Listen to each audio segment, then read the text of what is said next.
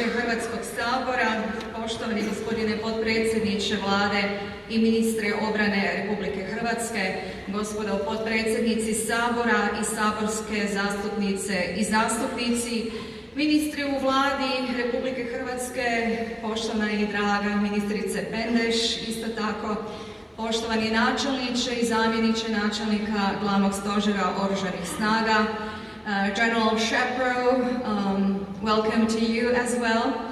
Gospodo admirali, generali, vojnici, dočasnici i časnici, kadeti, dužnosnici i djelatnici MORH-a, drage pripadnice i pripadnici pobjedničke Hrvatske vojske, oci biskupi, glavni ravnatelju policije, dosadašnji ministri obrane i načelnici Glavnog stožera Oružanih snaga, ratni zapovjednici pobjedničke Hrvatske vojske i policije na čelu s generalima Gotovinom i Markačem, dragi uzvanici, drage obitelji poginulih, nestalih i preminulih hrvatskih branitelja, drage obitelji svih naših braniteljica i branitelja koji danas stoje na braniku domovine. Čestitam vam Dan Oružanih snaga, Dan Hrvatske kopnene vojske i 28. obljetnicu ustrojavanja Hrvatske vojske.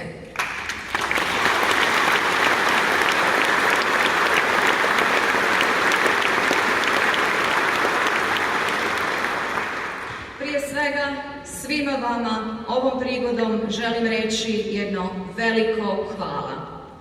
Hvala na vašoj službi Hrvatskoj domovini. Služite časno i samozatajno svakoga dana kroz obavljanje redovitih zadaća, razvoj sposobnosti i uvježbavanje, kroz sudjelovanje u operacijama i misijama potpore miru i kroz pomoć civilnom stanovništvu. I danas se posebno sjećamo i svih pripadnika i pripadnica Oružanih snaga Republike Hrvatske koji su sudjelovali ili sudjeluju u mirovnim operacijama diljem svijeta i njihovih obitelji. Sve ove zadaće stavljamo pred vas s punim povjerenjem koje u proteklih 28 godina nikada niste iznevjerili. Svima su vam poznati rezultati brojnih istraživanja javnog mnijenja koji jasno pokazuju da hrvatski narod ima upravo u Hrvatsku vojsku najveće povjerenje od svih institucija. Čestitam!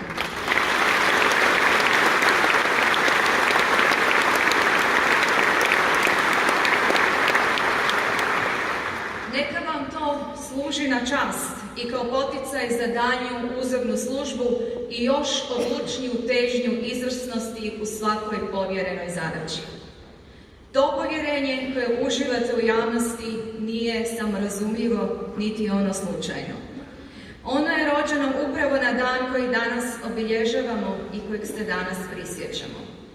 Kad je onog povijesnog 28. svibnja 1991. godine prvi hrvatski predsjednik dr. Franjo Tuđman primio prijavak na stadionu u Kranjčevićevoj ulici, hrvatska je javnost upoznala svoju vojsku. Svjedočila je tada začecima nastanka oružane sile koja će suprotno mnogim crnim predviđanjima zaustaviti agresiju višestruko nadmoćnog neprijatelja, a nakon nekoliko godina ratovanja donijeti Hrvatskoj punu slobodu u nezaboravnim danima u svibnju i kolovozu 1995. godine. Vjerujem da svi mi koji smo imali prilike svjedočiti tome događaju, biti na stadionu u Kranjčevićevoj ulici, kad je predsjednik Tuđman primio prijavak i postrojbama podijelio prve ratne zastave, nikada nećemo zaboraviti taj trenutak. Bili smo ispunjeni beskrajnim ponosom, beskrajnom vjerom u njega, u svoju Hrvatsku domovinu i u sve vas koji ste tada bili tamo i koji ste došli kasnije. Taj trenutak bio je najava nastanka Hrvatske države. Bio je i najava teških trenutaka koji su bili pred nama. Ali bio je prije svega najava hrvatske slobode. Danas nam je zadaća ne dopustiti da taj trenutak i istina o tom dijelu naše povijesti padnu u zaborav. Tu uspomenu i istinu moramo prenositi i na nove naraštaje, na sve one koji su bili premladi da bi se sjećali postrojavanja Hrvatske vojske na stadionu Zagreba ili se tada još nisu ni rodili. Uspomena na ove dane stvaranja i obrane Hrvatske države i na sve hrvatske branitelje, posebno one koji su dali svoje živote i zdravlje za domovinu, trajna je svetinja naše domovine. U nekim prošlim trenucima previše smo olako dopustili relativiziranje istine o našoj nedavnoj povijesti.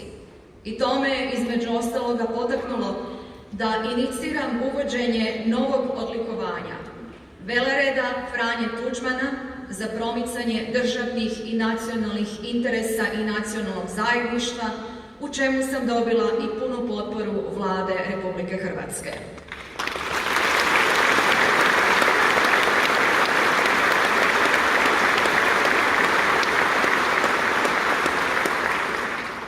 Zadaća sviju vas je posebno novim naraštajima pripadnika Oružanih snaga prenositi uspomenu na te događaje i na junaštvo u obrani Hrvatske. Stvorite kod njih svijest kako je privilegija nositi znamenje Hrvatske vojske koje su s ponosom isticali njihovi prethodnici u Hrvatskoj odori, a mnogi su od njih pod njim i položili živote na oltar domovine. Prenosite na njih znanje o tim događajima i vodite ih primjerom izvrsnosti u obavljanju vaših zadaća, kojim ćete odori koju nosite odati dužnu počast. Neka im to bude najsnažniji motiv za neprekidno usavršavanje. Moram ponoviti riječi koje je već danas izrekao i predsjednik Hrvatskog sabora, a to su riječi predsjednika Tuđmana 28. svibnja 1991. kad je rekao: mi smo miroljubiv narod.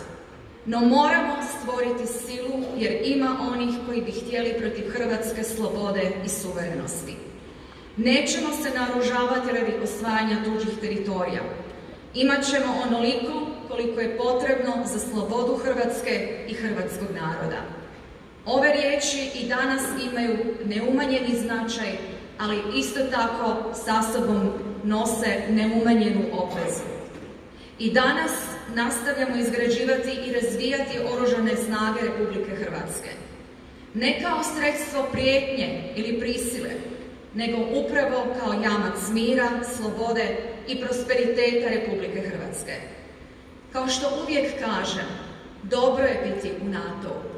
Dobro je biti članica jednog obrambenog saveza, ali dužnost na obranu Republike Hrvatske prije svega počiva na svima nama i zato jest naša dužnost razvijati i modernizirati Hrvatske oružane snage. U posljednje 3 godine postigli smo mnogo. Postupnim podizanjem obrambenog proračuna stvorili smo preduvjete za povećano ulaganje u Hrvatsku vojsku. To su ulaganje u budućnost Hrvatske države. Vraćamo sjaj Hrvatskoj vojsci i dostojanstvo svakom njezinom pripadniku kroz poboljšanje uvjeta rada i života, povećano ulaganje u njihovu obuku i obrazovanje te ubrzano opremanje i modernizaciju.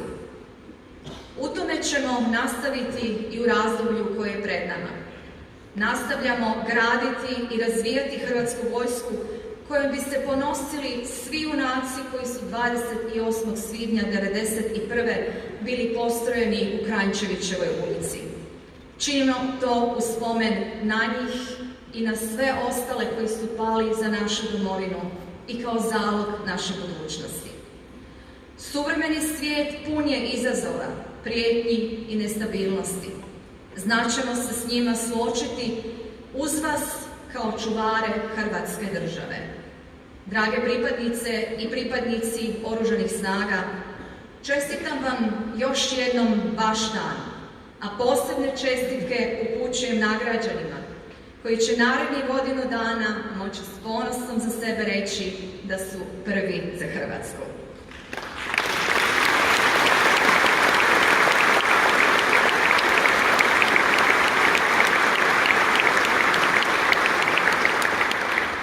Za kraj, još jednom hvala.